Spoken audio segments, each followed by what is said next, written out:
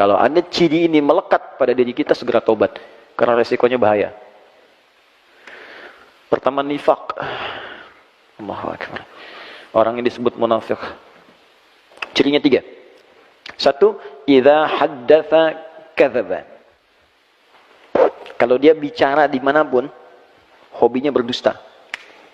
Ingat, hadisnya bukan hadatsa, tapi haddatsa. Beda antara hadatsa dengan haddatsa. Kalau hadatsa, sekali bicara. Mungkin ada orang yang terpaksa berdusta karena satu hal, bukan jadi kebiasaan. Kalau ini, setiap bicara, hobinya dusta. Jadi banyak dustanya dibanding biasanya. Ya, hati-hati nih. Rumah tangga, tanya, kemana ya? Sini dulu, padahal enggak. Kebiasaan. Anak dari kecil ditanya, misalnya, kemana? Awas, hati-hati. Di kantor jadi biasa.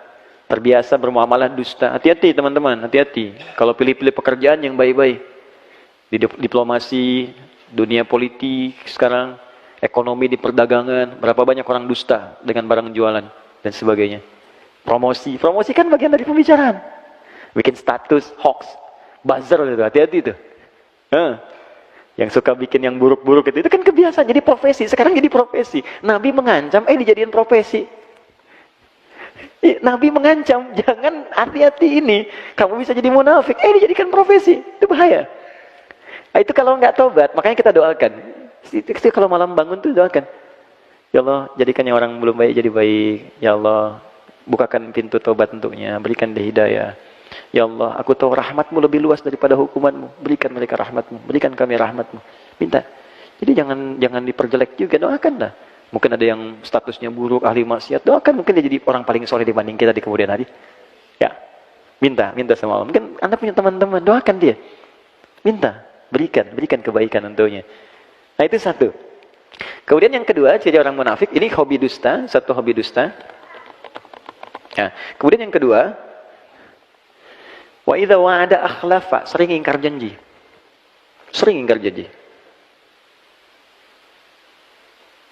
Ini luas sekali aspeknya.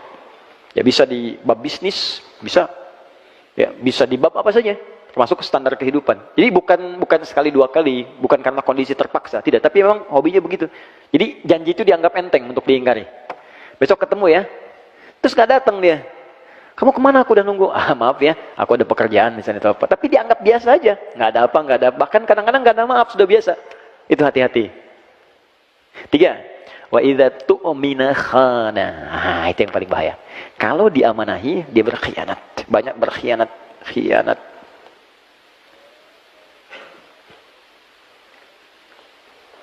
Istri, amanah untuk para suami. Suami, amanah untuk istri. Amanah dari siapa? Allah. Allah mudah memasangkan Anda dengan perempuan lain. Tapi kenapa istri Anda yang sekarang dipasangkan dengan Anda? Allah mudah memasangkan suami dengan yang lain. Tapi kenapa suami Anda dipasangkan dengan Anda sekarang? Karena Allah yang punya keyakinan dengan itu, Anda menjadi baik. Itu amanah Allah. Makanya kalau suami menginginkan istri salihah, suami support. Tahajud yuk. Sayang pakai kerudung yang baik ya. Sayang kita ngaji besok ya. Istri begitu. Sayang besok kita tahajud bareng ya. Kamu jadi imam doa ya. Aku aminkan di belakang. Support. Itu amanah. Dan satu kali akan ditanya oleh Allah. Akan ditanya. Anak-anak amanah. Sudah berapa banyak anak Allah amanahkan kepada Anda? Sudah sejauh apa Allah mendekatkan dia dengan Anda mendekatkan dia dengan Allah? Itu amanah. Satu kali akan ditanya. Dan nanti ada riwayat ketika anak akan ke neraka, orang tua ke surga, ada riwayat anaknya mengajukan protes kepada Allah. Perhatikan, dengar kalimatnya. Ya Allah, aku begini nih karena orang tuaku tak pernah peduli kepadaku. Mereka sholat sendiri saja, ya Allah, aku gak pernah dilihat. Mereka puasa sendiri, aku gak pernah diajak. Kalimat itu muncul. Lalu apa yang terjadi? Diadili oleh Allah keduanya, dikonfirmasi ternyata benar kejadiannya. Maka ditukarkan. Semua beban itu dipindahkan kepada orang tuanya, anaknya kemudian dibersihkan, anak yang ke surga, orang tua ke neraka. Hati-hati. Nah, itu amanah. Pekerjaan amanah. Apapun itu. Dan semua akan dipertanggungjawabkan. Makanya kalau kita niatkan ikhlas, dunia otomatis datang, akhirat itu akan mulia. Ya, Anda yang kerja apa saja, itu jaga dengan baik. Niatkan ibadah. Nah ini ya, 3 ini. Maka nanti, kalau kita sering berdoa begini, Allahumma inni a'udzubika min adzabi jahannam. Artinya, ya Allah lindungi aku dari sebab-sebab neraka jahannam. Maka Anda akan didorong oleh Allah untuk berbuat jujur. Pekerjaan jujur, di kehidupan rumah tangga jujur, terus cerita bareng-bareng. Ya, nikmat hidupnya. Ya, mengajar jujur. Saya juga sama Ustadz. Jangan karena saya senang satu amalan, saya sembunyikan yang lain, itu dosa besar. Anda tahu, orang yang masuk neraka duluan, itu 3 golongan. Salah satunya Ustadz, kiai, para pengajar. Makanya saya sering katakan, tolong doakan itu. Jangan dikira mudah itu. Tidak mudah. Tidak mudah. Ya, ada seorang yang berkata ketika ditanya, ma fa'alta bi'ilmik? Apa yang kamu kerjakan dengan ilmumu? Dia berkata, saya mengajar karenamu ya Allah. Kata Allah, kadzab. Kalau kadzib sekali dusta, kadzab berdusta sering berkali-kali. Apa jawaban Allah saat itu? Dibukakan filenya semua. Kamu itu mengajar hanya untuk cari popularitas. Kamu hanya mengajar untuk cari materi, cari amplop, cari macam-macam. Lemparkan dia ke neraka. Dibawa, ditarik malaikat, dilemparkan. Oke, tolong jangan bebani saya dengan hal semacam itu. Ya, saya sering katakan di setiap tempat, saya tidak pernah memasang apapun urusan dunia. Saya transaksi saya dengan akhirat, bukan dengan dunia. Dapat yang saya bisa, saya akan usahakan sendiri. Kalau saya belum punya kemampuan, kita berbagi. Itu yang saya pegang. Sampai saat ini. Alhamdulillah Allah cukupkan. Saya dari kepala sampai ujung kaki, nggak pernah beli sampai hari ini. Demi Allah saya katakan, ini peci, kacamata, belum satu rusak, sudah datang yang lain. Ini baju dikasih.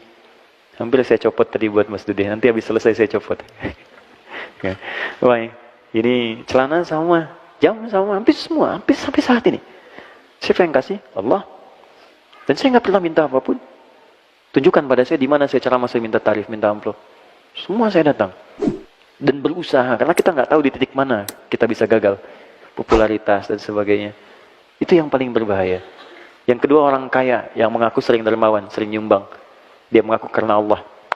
Tapi kata Allah, bohong. Ternyata kamu pengen dipuji aja. Disebut orang kaya yang suka ngasih, pemberi dan sebagainya. Ketiga, mujahid fisabilillah. Dia mengatakan karena Allah. Kata Allah, bohong. Kamu disebut tuh karena yang disebut sebagai orang hebat aja. Perang dan sebagainya. Nah, maka hati-hati. Nanti setiap kita berdoa ini, ya Allah lindungi aku dari neraka jahanam. Maka artinya Anda akan dijaga oleh Allah supaya jujur dalam kehidupan. Kemudian kalau berjanji bisa menepati dan tidak khianat dalam kehidupan. Ini poinnya.